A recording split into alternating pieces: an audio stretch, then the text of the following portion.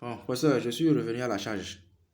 J'ai symbolisé un peu les, les composants électriques et on va essayer de faire les connexions théoriquement avant de reprendre la pratique.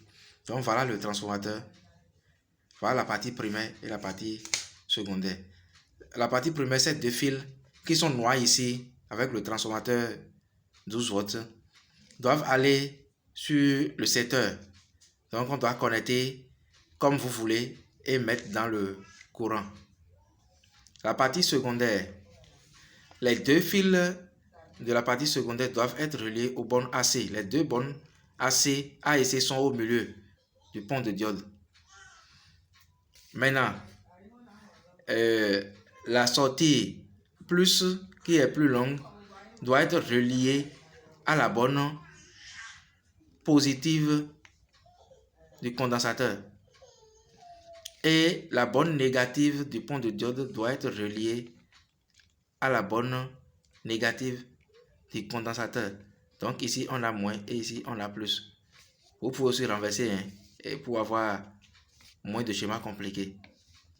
Et après, la borne positive du condensateur doit être reliée à la borne d'entrée du régulateur de tension intégré.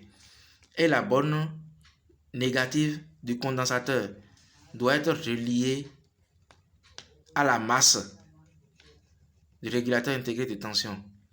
Après la liaison à la masse, vous piquez un autre fil qui sort directement la borne négative de la tension continue stabilisée fabriquée.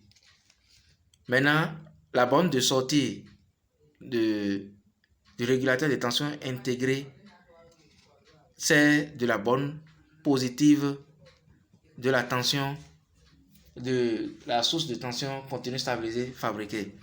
Et donc, nous avons déjà les deux bornes positives et négatives du générateur fabriqué.